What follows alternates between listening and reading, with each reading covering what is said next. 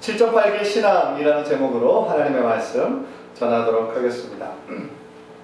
지난 주 초에 한국에서 들려온 참 충격적이고 씁쓸한 그런 뉴스가 있었습니다. 보신 분들은 다 아시겠지만 서울 강남에 사는 한 40대 가장이 세 모녀, 자신의 아내와 두 딸을 살해한 사건이었습니다. 사실은 그 살해로 끝나는 것이 아니라 자기도 그냥 함께 따라서 자살하려고 했는데 그것은 성공하지 못하였었죠. 그런데 저는 그 사건을 보면서 지금까지 있어 왔던 다른 사건들하고 좀 종류가 다른 것을 발견을 했습니다.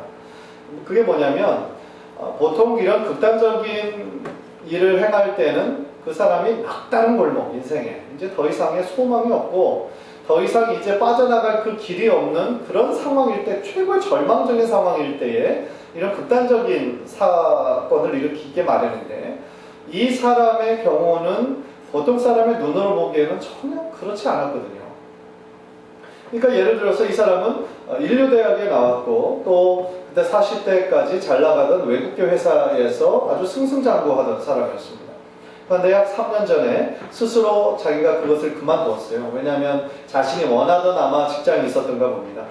그래서 그것을 이제 준비하면서 자신의 스펙과 경력으로는 얼마든지 들어갈 수 있을 거다라고 생각을 했는데, 그래서 아내와 자녀 두 딸들에게 자기가 그 직업이 없다라는 것을 알리지도 않고 그냥 매일같이 고시원에 다니면서 이런 준비를 한 겁니다. 입사 준비를. 그래서 생활비도 계속 아내에게 이제 자신의 집을 담보받아서 400만 원씩 계속 주고요.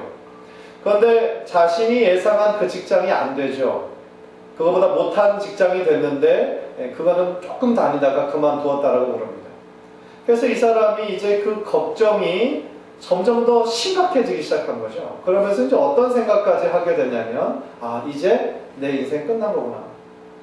다시 그 전에 누리던 그런 삶으로 돌아갈 확률은 0%구나. 그리고 이제 뭐라고 생각했냐면, 이제 나는 내려갈 일만 남았구나. 그런 생각을 한 거예요. 근데 많은 전문가들이 이제 이 사건에 대해서 분석하는 그런 글들을 보니까 사실은 그 사람의 상황이 끝이 아니라는 거죠. 서울의 강남의 대형 아파트에 살고 외제차를 가지고 있고 또 딸은 빚이 없고 아내 쪽 집안도 괜찮고 남자 쪽 집안도 아주 괜찮은 사람이거든요. 그래서 자신의 물론 그 중간에 주식을 투자해서 2억 7천만 원이라는 거금을 날리기는 하였지만 그런 모든 빚을 다 제하고 나서도 10억이라는 돈이 자산으로 자기에게 있다라는 것이죠. 10억이면 여기 미국 돈으로 100만 불입니다. 작은 돈이 아니죠. 그러니까 우리가 생각할 때에 얼마든지 다른 시작을 할 수 있다는 거죠. 조금이라도 자신의 삶의 수준만 좀 낮췄으면 강남이 아니라 서울의 다른 지역에서 충분히 삶을 영위할 수 있다는 거죠. 자신의 가족들과 함께 행복하게 살 수 있는데, 이 40대 가장이 생각할 때는 그 자신이 살던 그 강남을 떠나는 거, 그리고 자신이 누리던 그 모든 것들, 직업들, 이런 것들을 내려놓는다는 것이 자신의 인생의 끝이라고 생각을 하는 거예요. 그래서 전문가들이 볼 때 강남병이다, 그거는 강남병. 자신의 삶의 수준을 그렇게 영위하지 못하면 자신의 인생이 끝났다라고 생각하는.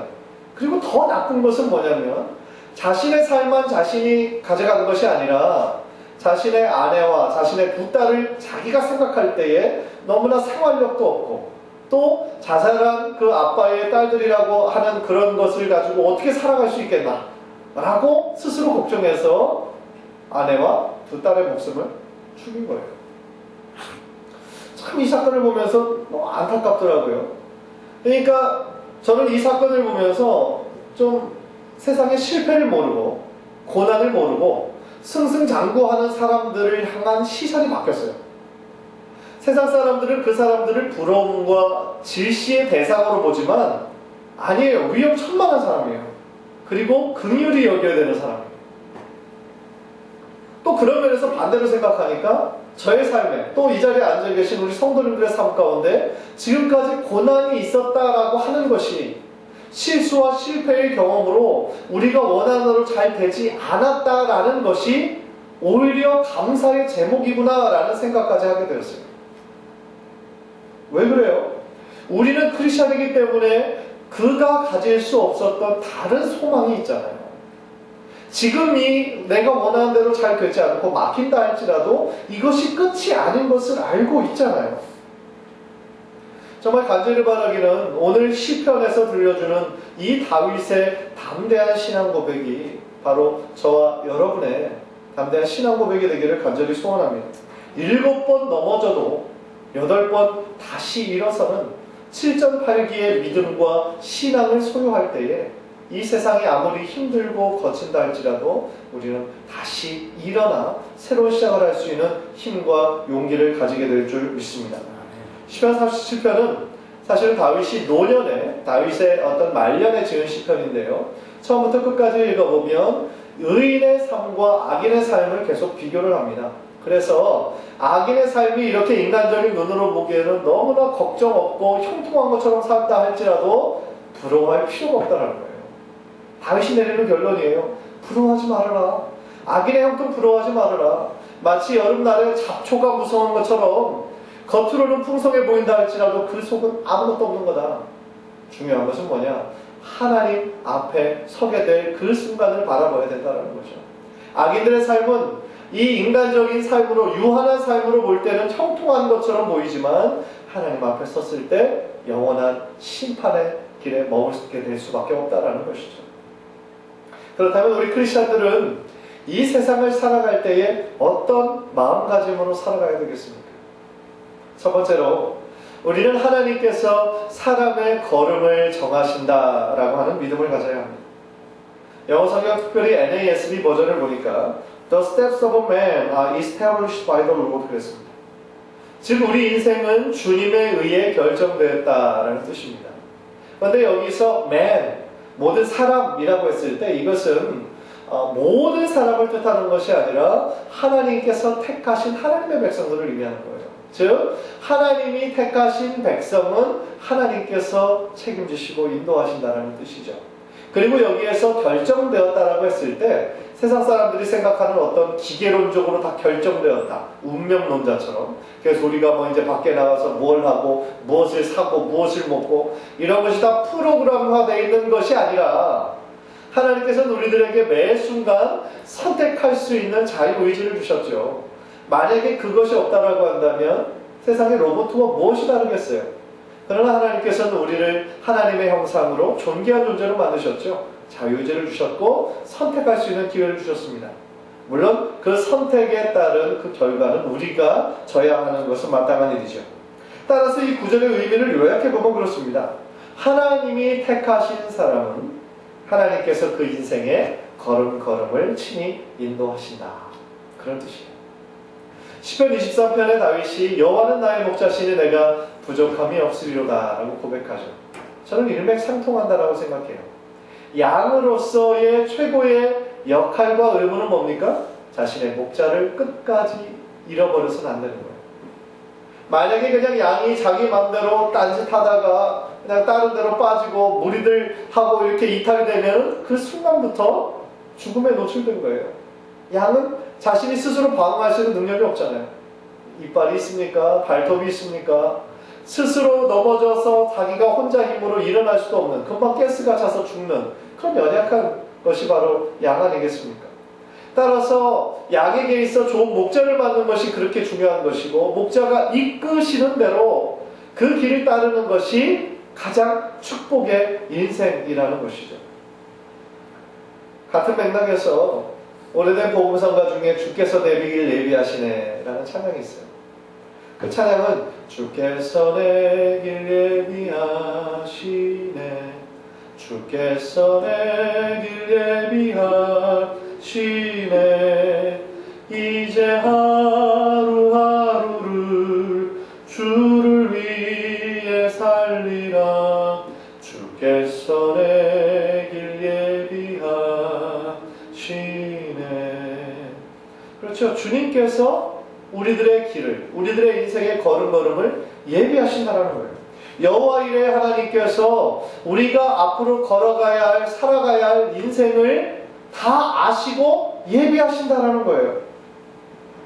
크리스찬으로서 우리들이 따라야 할 것은 그 주님만 신뢰하고 의지하고 따라가야 된다는 것이죠. 우리의 믿음의 대상인 주님을 우리가 모르는 채 다른 사람들이 가니까 그냥 따라가는 것은 그건 맹목적인 순종이에요. 하나님께서 원하시는 것은 맹목적인 순종이 아니에요.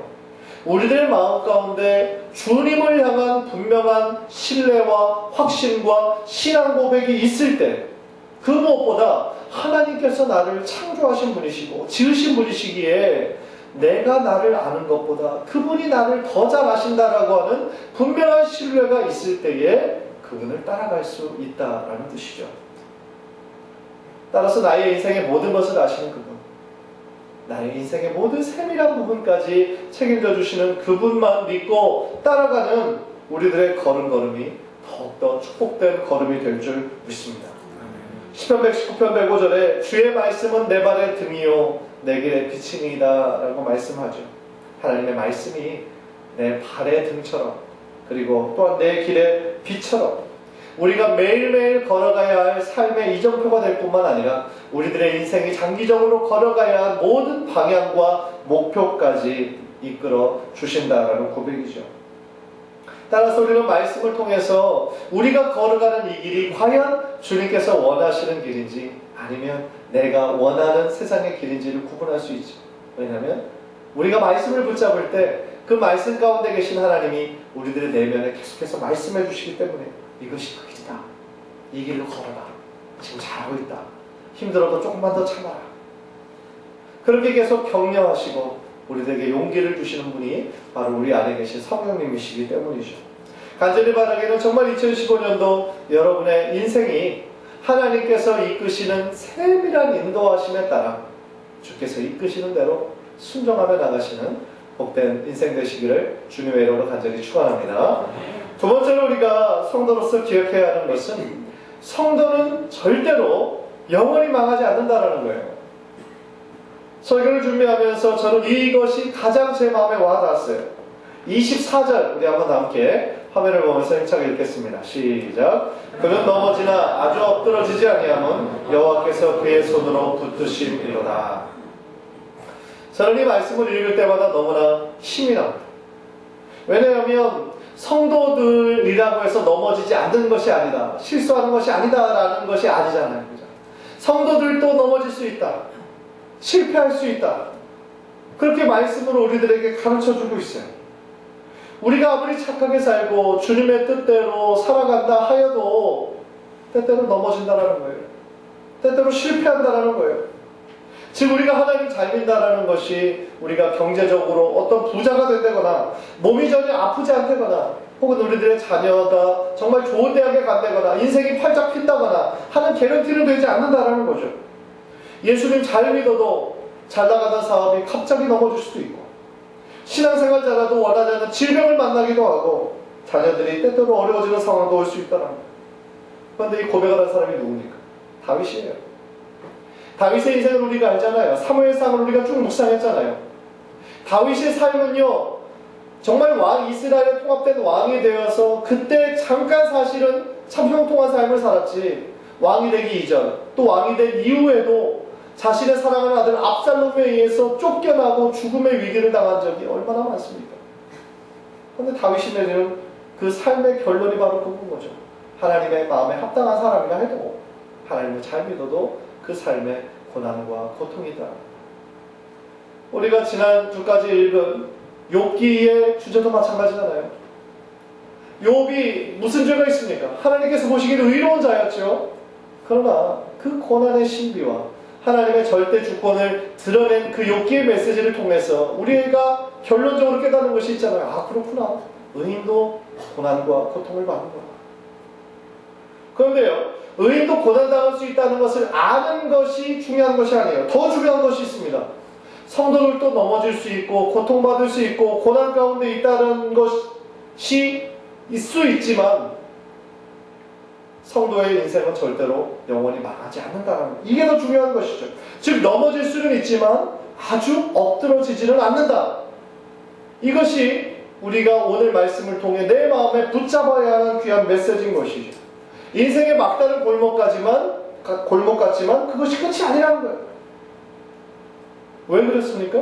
하나님께서 지금 여러분을 붙잡고 계시기 때문인 것이죠. 즉 하나님께서 당신을 끝까지 포기하지 않으시고 당신의 삶을 실패의 늪에서 슬픔과 좌절의 한숨과 눈물 속에서 당신을 건져내실 것이기 때문인 것이죠. 왜 그래요? 하나님께서 여러분을 지으셨고 여러분을 끝까지 사랑하시기 때문에 그렇다는 겁니다. 물론 때때로 나의 죄로 인해서 고난을 받을 때도 있습니다. 나의 죄의 결과로 고난이 올 때가 있어요. 내 잘못된 선택으로 인해서 그 결과를 내가 책임져야 할 때가 있습니다. 그렇다고 해도 그것이 막다른 길은 아니에요. 왜 그렇습니까? 하나님 앞에 나의 죄와 연약함을 회개하고 용서를 구하면 그 어떤 죄를 졌더라도 하나님께서 그분의 넓은 품으로 우리를 안아주시고 죄를 용서해 주시고 회복시켜 주시기 때문에 그렇죠. 실패의 시간과 눈물의 시간이 있었다라고 한다면 다시 기쁨의 시간과 회복의 시간이 올 거라는 것을 의미하는 거예요. 생각해 보세요. 영원한 밤은 존재하지 않습니다. 지금 우리가 추운 겨울을 지내고 있지만 추운 겨울로만 끝나지 않잖아요. 추운 겨울이 지나면 어느새 이 찬란한 그리고 새 생명이 움돋는 봄이 오는 것이죠. 잠언 24장 16절 우리 한번 화면을 보면서 다 함께 힘차게 읽도록 하겠습니다. 시작. 대저의인은 7번 넘어질지라도 다시 일어나느니와 악인은 재앙으로 말미암아 엎드러지느니라. 7번 넘어질지라도 다시 일어나느니와. 사실 7전 8기라는 말의 유래는 여기 성경에서 유래한 것이 아니라 다른 데서 유래한 거지만 사실은 성경에 아주 정확한 말씀이 있는 거죠. 그죠? 7번 넘어지려도 다시 일어날 수 있어요. 의인에게는, 하나님께서 함께 하시는 사람에게는. 물론 넘어질 때마다 아프죠. 실패할 때마다 고통이 있죠. 그러나 우리는 하나님께서 지금도 나를 붙잡고 계시고 나에게 다시 일어날 힘을 주시고 계시다라는 그 사실을 힘차게 믿고 하나님 앞에 나아가야 된다라는 사실입니다. 사랑하는 성도님들, 우리 인생에서 가장 중요한 것 중에 하나는 우리 인생에 어떤 일들을 만나도 그것을 바라보고 해석할 수 있는 우리들의 마음의 태도라고 생각해요. 저는 그 태도가 우리들의 인생에 가장 중요하다고 생각합니다. 실패는 꼭 나쁜 것이 아니에요. 실패는 꼭 우리가 피해야 되는 것이 아니에요. 왜 그렇습니까? 실패를 통해서 우리는 인생에 너무나 값진 교훈을 많이 얻어요. 정말 비싼 돈을 주고도 깨달을 수 없는 그것을 우리들의 실수와 실패를 통해서 우리는 깨닫습니다. 중요한 것은 우리 인생의 결론 아니겠습니까? 중요한 것은 우리들의 크리스찬의 삶의 결론 아니겠습니까? 우리가 7번을 실패하여도 8번째 성공했다라고 한다면 그 7번의 실패는 뭐가 되는 거예요? 8번째 성공을 위한 하나의 과정이 되는 거예요. 그 실패를 바라보는 우리의 태도의 전환이 필요하다는 것이죠. 그런데 아까 제일 처음 말씀드렸던 그 강남의 40대 가장 드러나는 것처럼 요즘에는요 정말 실패를 모르고 너무나 평탄하게 자라는 사람들이 많아요. 그래서 어려움에 도전할 줄 모릅니다. 그리고 한 번 실패를 하면 그것이 끝인 줄 알아요. 다시 일어설 수 없는 줄 알아요. 얼마나 안타까운 일입니까? 이것만은 꼭 기억하셨으면 좋겠어요. 사방이 다 막혀있는 것처럼 보여도 하늘은 언제나 열려 있습니다. 실패를 두려워하지 마세요. 실패를 두려워하지 마시고 그 실패 때문에 오히려 더 여러분의 연약함을 깨닫게 되었다면 하나님께로 더욱더 가까이 나아가시는, 하나님을 더욱더 신뢰하시고 붙잡으시는 우리 성도님들 되시기를 주님의 이름으로 간절히 축원합니다. 더 나아가 우리가 어떤 일들을 만나도 하나님께서 언제나 나와 함께 하신다는 사실, 우리를 붙잡고 계시다는 사실, 하나님의 의로운 오른팔이 여러분들을 절대로 포기하지 않으실 것이라는 그 사실 하나만을 기억하여 이 세상을 더욱더 힘차게 용기 있게 살아가시는 우리 성도님들 되시기를 주님의 이름으로 간절히 축원합니다. 아멘. 마지막 세 번째로 우리는 크리스찬으로서 은혜를 베풀고 구제하는 삶을 살아야 합니다. 25절 26절을 보시면 내가 어려서부터 늙기까지 의인이 버림을 당하거나 그의 자손이 거식함을 보지 못하였도다. 그는 종일토록 은혜를 베풀고 꾸어주니 그의 자손이 복을 받는도다 라고 했습니다. 다윗은요 자신이 평생에 자신의 인생 정말 젊을 때부터 이제 노년에 이르기까지 그 인생에 내린 결론이에요. 뭡니까? 의인이 버림을 당하거나 그 자손이 구걸하면 사는 인생. 그 자손이 비참하게 사는 인생을 단 한 건도 보지 못했다는 거예요. 무슨 말입니까? 의인은요, 의인의 그 당대의 삶뿐만 아니라 자신들의 자녀들에게도 하나님의 축복이 임한다는 거예요. 얼마나 좋은 소식입니까? 그 결과로 하나님께서는 그 의인과 그 자손에게 경제적으로도 축복하실 뿐만 아니라 그 자녀들이 잘 되는, 형통하는 귀한 은혜를 주신다는 거예요. 그래서 시편 47편은 전체가 정말 의인의 삶과 악인의 삶을 비교하는 그런 고 있는데, 쉬운 말로 하면 악인들이 아무리 정말 이 세상에서 잘 살고 걱정 없이 형통한 것처럼 산다 할지라도 그것은 세상의 기준이라는 거죠. 악인의 형통은 잠깐이라는 거죠. 영혼의 시간과 영혼의 관점에서 볼 때는 잠깐이라는 거예요. 다른 말로 하면 우리들의 이 삶을 바라보는 시선을 너무 근시안적으로 보지 말아요. 우리들의 삶을 바라볼 때 원시안적으로 멀리 바라보라는 거예요.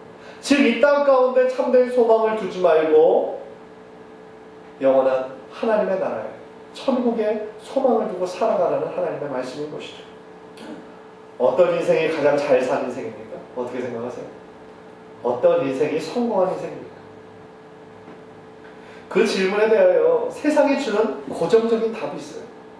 그렇죠? 어떤 사람이 성공한 사람이냐, 어떤 인생이 성공한 인생이냐, 세상이 주는 답이 딱 있어요. 어떤 해답처럼. 그러나 세상은, 그것은 세상의 해답이에요. 우리들의 인생이 잘된 인생, 어떤 것이 성공한 인생에 대한 진정한 해답은 오직 하나님께만 답하실 수 있어요. 하나님께서만 답하실 수 있어요. 하나님께서 우리의 인생을 판단해 주실 거라는 거죠. 따라서 우리들의 삶에 세상의 그 경제적이고 물질적인 기준으로 우리들의 삶이 성공한 인생인지 형통한 삶인지 실패한 인생인지 세상의 잣대에 의해서 우리 자신의 삶을 평가하지 말고 오직 나에게 맡겨주신 주님의 사명을 우리가 온전히 이루며 하루하루 주어진 삶에 감사하며 살아나갈 때 그 인생을 하나님께서 바로 성공한 인생이다, 복된 인생이다 라고 여러분의 삶 가운데 허락해 주실 줄 믿습니다. 또한 그렇게 주어진 사명을 붙잡고 우리들의 힘든 인생을 인내하며 우리가 살아나갈 때에 그 인생을 하나님께서 책임져 주셔서 버림을 당하거나 그 자손이 걸식하는 일이 없고 오히려 다른 사람들에게 은혜를 베풀고 나누어주는 복된 인생을 살아가게 될 줄 믿습니다. 누군가에게 은혜를 베풀고 내가 가진 삶의 일부분을 나눠줄 수 있다라고 하는 것은 참 축복입니다. 그리고 남에게 베푸는 삶을 살 때 그 베푸는 사람의 인생이 행복한 인생을 삽니다. 하나라도 더 웅크리려고, 하나라도 더 가지려고 하는 사람들의 삶은 여유가 없고 감사함이 없습니다. 부자들의 삶을 보십시오. 저들의 삶에 물질적인 만족이 있습니까? 절대로 없습니다. 이 미국의 최고의 부자 중에 한 사람이죠. 빌 게이츠, 그리고 최고의 주식 부자로 알려진 워렌 버핏. 이 두 사람은 참 자선을 많이 하기로, 도네이션과 나누는 삶을 많이 하기로 소문난 사람들입니다. 빌 게이츠는 자신이 어떤 재단을 만들어서 세계 3대 질병이라고 할 수 있는 에이즈, 말라리아, 결핵, 이것을 퇴치할 수 있는 그런 펀드를 계속 모금하고 있고 그 본인 자신도 엄청나게 자신의 많은 재산을 그곳에 도네이션하고 있습니다. 그래서 최근에는 440억 불, 440억 달러 자신의 그 재산, 6억 5천만 불을 기부했어요. 또 워렌 버핏도 자신의 그 주식의 그 일부분인 440억 불에 이르는 자신의 주식을 그 자선단체에 기부했습니다. 그런데 정말 그 사람들이 부자이기 때문에 이런 통 큰 기부를 할 수 있는 겁니까? 그렇지 않아요. 방금도 말씀드렸던 것처럼 부자이면 부자일수록 더 웅크립니다. 더 하나라도 더 가지려고 하죠. 미국의 수많은 부자들, 그들을 제외한 수많은 부자들을 보십시오. 한국의 수많은 재벌들을 보십시오. 어느 누가 이러한 선한 일들을 위해서 이렇게 많은 금액을 기부할 수가 있겠어요? 그러나 그들의 삶, 정말 다시 사회에 화가 나고 다시 사회의 약자들과 세계의 극은과 이 질병들을 퇴치하기 위해서 정말 나누고 베푸는 그들의 삶에 어떻습니까? 더 형통함이 있잖아요. 더 삶에 하나님께서 주시는 감사가 있잖아요. 여유가 있잖아요. 한국의 연예인들 중에서도 그런 나누는 삶, 기부하는 삶을 참 잘하는 그런 사람들이 있어요. 탤런트 그 차인표 씨 부부와 또 가수 션 그리고 배우 혜영 이 부부입니다. 그 부부는 참 사회 많은 단체 그리고 뭐 컴패션이나 여러 그런 단체 그런들에게 이렇게 선행과 또 자신의 그런 돈을 많이 기부하는 것으로 알려져 있는데요. 얼마 전에 방송가에서 히트를 친 그 무한도전이라고 하는 거기서 토토가라고 하는 것이 있었어요. 저도 한번 꼭 봐야 되는데 아직 못 봤거든요. 아마 보신 분들 계실 거예요. 1990년대를 정확하게 제안한 그때 최고의 가수들을 모아서 가요제를 했는데 뭐 엄청나게 히트를 친 거예요. 그때 이제 션이 진우션이라는 가수로 활동했었기 때문에 나왔었거든요. 그런데 이제 얼마 전에 2주 전인가요? 어떤 사진이 올라왔어요. 그 사진의 제목이 뭐냐면 션이 토토가에 나온 진짜 이유 그거였는데 그것을 읽어보니까 재밌더라고요. 웃기더라고요. 그게 뭐냐면 션이 이제 그때 토토가에서 또 알게 된 그런 친분 있는 연예인들을 막 여러 명, 한 막 6, 7명 데려다가 뭘 했냐면 정말 어렵게 사시는 분들, 이 겨울에 추위에 떠시는 분들을 위해서 연탄 배달을 한 거예요. 그 연예인들이. 근데 션이 이제 평소에도 기부하고 또 자신의 선행을 계속 이렇게 알리는 그런 삶을 살기 때문에 연예인들이 그런 봉사하면 이게 효과가 참 좋잖아요. 한국 사회에. 청소년들에게도 마찬가지지만 다른 사람들에게도 이런 나누고 베푸는 삶에 대한 뭐 자연스러운 그런 전도가 되니까요. 그래서 진짜 이유가 션이 나온 진짜 이유가 이렇게 사람 많아서 봉사 다단계를 시키려고 했다 뭐 이런 얘기 있더라고요. 근데 그런 봉사 다단계야 너무나 바람직하죠. 그렇죠. 다른 사람들도 그런 선행에 입말부해서 그런 나누고 베푸는 삶의 기쁨을 깨달을 수 있게 하는 거 얼마나 감사한 일입니까? 여러분이 아시는 것처럼 차인표 부부와 션 부부 다 독실한 크리스찬이에요. 그러니까 저들이 가진 것이 많아서 그런 나누는 삶을 베푸는 것이 아니라 저들이 가지고 있는 것에 정말 감사하는 마음으로 다시 그것들을 사회 어려운 사람들을 위해서 나누는 그런 삶을 살 때 저들의 삶이 얼마나 행복하고 얼마나 감사가 넘칩니다. 사랑하는 성도 여러분, 정말 여러분의 자녀들이 축복받기 아마 다 원하실 거예요. 모든 부모들이 다 그렇게 원하죠. 그렇다고 한다면 오늘 말씀처럼 정말 다른 사람들에게 은혜를 베풀고 구제하는 삶을 살아야 됩니다. 왜냐하면 한 번, 두 번 그냥 이벤트로 해가는 것이 아니라 우리들 삶에 정기적으로 기회가 있을 때마다 그런 사람들을, 어려운 사람들을 돕고 나누는 그런 삶을 살 때 우리들 자녀들이 같이 가는 거라는 거죠. 어렸을 때부터 그런 모습들을 봤을 때 저들이 인생에 대한 넓은 시각들을 가질 수 있다는 거죠. 시간이 허락한다면 여러분의 자녀들과 함께 봉사할 수 있는 그런 단체 찾아가는 것도 참 도움이 된다는 생각을 해요. 홈리스들에게 음식을 나눠주는 거라든지 푸드뱅크 같은 데 가서 그런 것들을 분류하는 일이라든지 또 정말 아프신 우리 할아버지 할머니들 계신 요양원, 요양병원이라든지 그런 데 가서 그분들의 손 붙잡아주고 기도해주고 또 그런 음식들을 정성스럽게 서브하고 그런 것들을 체험하면서 우리들의 자녀들이 그런 나누는 삶의 그 기쁨과 보람을 깨닫게 된다는 거죠. 그리고 아직 우리 교회가 아직 형편이 안 돼서 단기 선교를 못 가고 있지만 사실 기회가 된다면 단기 선교에 우리 자녀들과 함께 나가는 것도 얼마나 좋은지 몰라요. 조금만 나가도 이 세상에 얼마나 힘들고 고통 가운데 있는 사람들이 얼마나 많은지 모르죠. 이 남미 지역, 중미 지역, 멕시코, 뭐 니카루가, 하이티 이런 가까운 데만 우리가 가봐도 얼마나 못 살고 비참한 삶을 살죠. 그러니까 우리 자녀들에게 그 단기 선교에 나가서 그들의 삶을 우리가 함께 체험하고 또 그들에게 우리가 가진 가장 좋은 이 복음을, 사랑을, 예수님의 사랑을 나누는 그런 삶을 직접 체험하면 우리 자녀들의 인생이 바뀝니다. 만약에 저들의 인생이 바뀐다면 아까 제가 제일 처음 예화 들었던 그 끔찍한 일도 일어나지 않는 것이죠. 우리가 신앙인으로서 반드시 기억해야 하는 세 가지를 말씀을 주셨습니다. 믿는 자의 삶에 실수가 있고 실패가 있을 수 있습니다. 그러나 영원한 절망은 없습니다. 영원한 끝은 없습니다.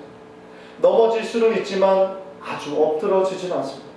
왜냐하면 하나님께서, 사랑의 하나님께서 우리 여러분 한 분 한 분을 지금도 견고하게 붙잡고 계시기 때문입니다. 간절히 바라기는 정말 여러분들의 삶을 살면서 하나님을 더욱더 의지하고 더욱더 신뢰하여서 정말 2015년의 인생이 그 어떤 해보다도 값지고 복되는 축복 많이 받는 그러한 인생으로 변화되시기를 주님의 이름으로 간절히 축원합니다. 네, 한번 기도하시겠습니다.